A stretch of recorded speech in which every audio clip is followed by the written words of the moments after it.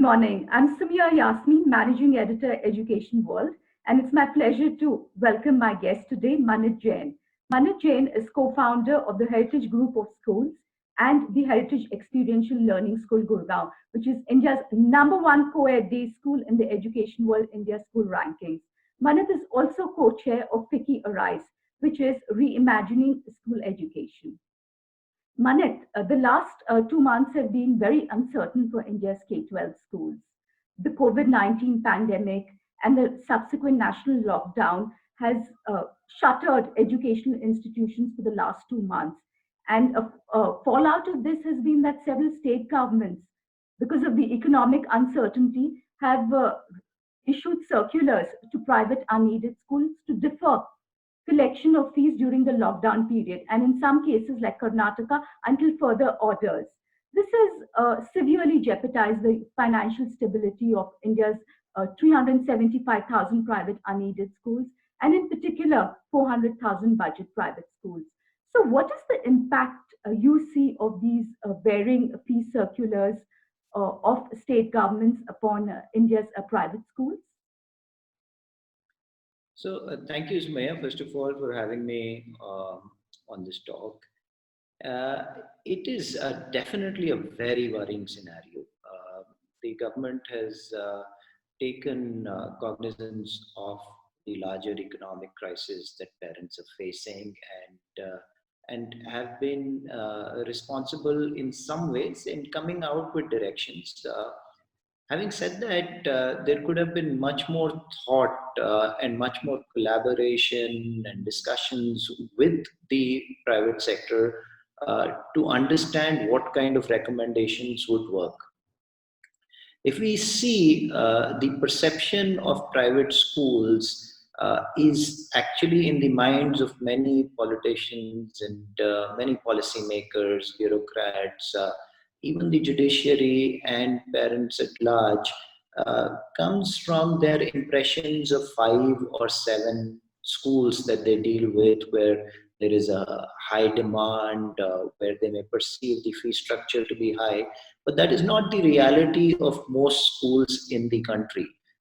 Even if we look at cities where our schools are, when we look at a place like Gurgaon, or we look at a place like Noida, already there are hundreds of schools that have invested huge sums of money in great infrastructure, but do not have a lot of students. So, on the other hand, when you look at other end of the spectrum, when you look at the low cost budget private schools, many of them are already struggling to survive. And the government orders in the past also ambiguity in provisions of the act have already made them suffer enough. And in these times, some of these orders can be very, very detrimental to their very survival. So, we're talking about a huge crisis in the next 3 or 4 months if the governments do not uh, revoke some of these orders. We could be in very serious trouble. One of the fallouts also has been that even in some of the best schools, we're noticing, because parents have got this free hand now to not pay, and consequences for non-payment. Even those who are capable of paying are not paying. While the government's intention was good in trying to support those who are in deep distress, but it seems like many others are also taking advantage Yeah, of so this that's my scenario. next question, Manit. Next question to you is, how do you get parents on board, make it easier for them to, fulfill their fees paying obligations? Right now, there seems to be a kind of, adversarial attitude of parents towards schools. How do you take them on as partners? Sure, I think we need far more discussions with parents. Parents also need to be educated about how a large part of our expenses are fixed, regardless of whether schools are opening or not.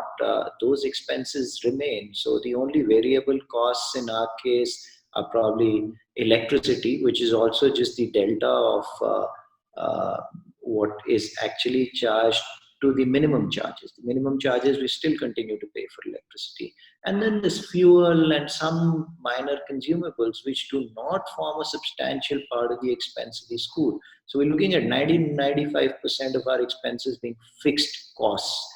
So one is to educate them about it. And second, really in terms of measures, I think monthly fees is a good idea in these times. FICCI Arise has made some, very valuable recommendations to government as to how uh, this situation could be carried through and everyone could be taken on board. Can you highlight a few of them, the major ones for us, for our audience, Manit? So, Sumaya, again, I would say for the government to take cognizance of the reality of multiple schools and not view the industry in the light of a few schools that they get exposed to, who may have large surpluses, who may be legacy institutions, who may have big reserves. That is not the reality of most schools, and policies need to be made accordingly. The second emphasis, once again, is on highlighting that most of our costs are fixed and we need to pay people. And if you see, teachers are already not paid a lot. Right? And then we also have a lot of support staff. Now, you can't be cutting salaries of these people. If you look at the case of corporates also, in most corporates where salary cuts are happening, people below 5 lakhs, 7 lakhs are not getting any significant cuts. And that simply implies, and that's the point that we're trying to make to the government, that in this sector we will not be able to make salary cuts because they're already dismal, these salaries.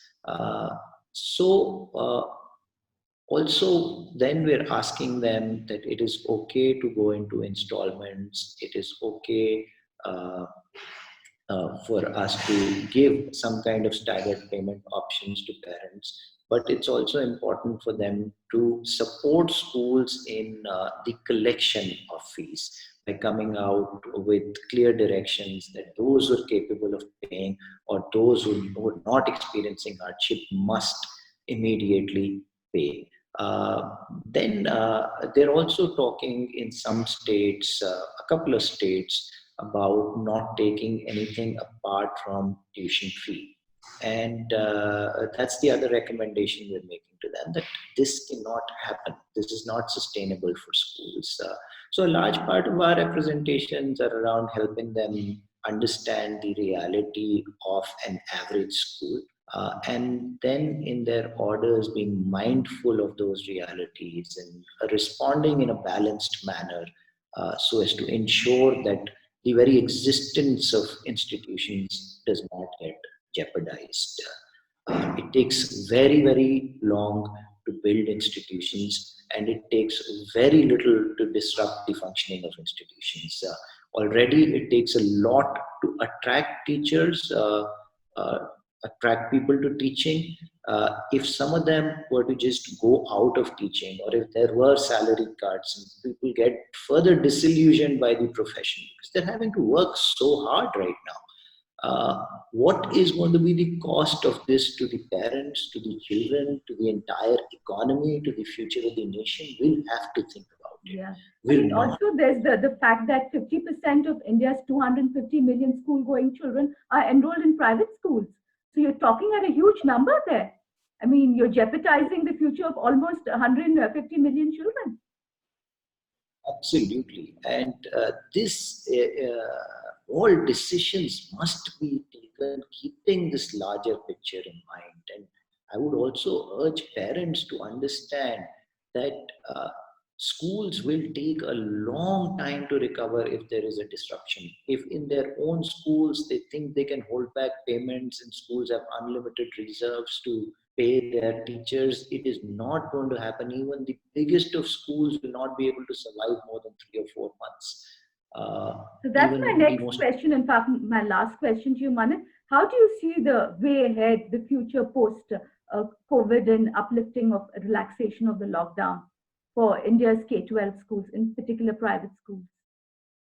Yeah, so when we look at this from the lens of learning itself, there's a huge silver lining. In this entire crisis, what it has precipitated is the use of technology that schools and teachers were shying away from. And we've seen some incredible results. I think necessity is the mother of invention. Everybody got into action. And in a large percentage of these schools, particularly in urban areas, we're seeing very effective use of technology, and people are getting better at it. In another couple of months, we'll start wondering uh, how we divide the entire educational transaction. Do we start looking at content purely in the online mode, in the virtual mode, whether it is synchronous or asynchronous?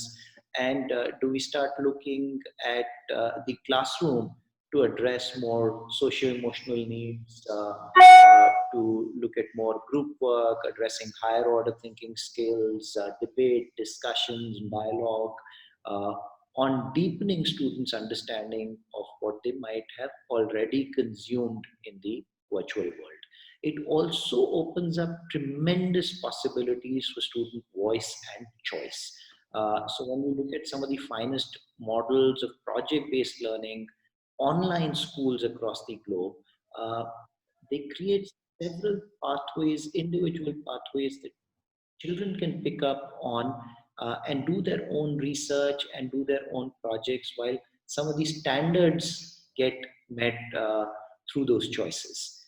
And the possibilities are huge. I think we've had as a nation our first taste of it. And this would go a long way in ensuring better learning opportunities for children. There will be a cost in the interim, there will be a certain learning curve, but in the end, I'm pretty confident that we'll come out wiser, smarter, and the future will be bright.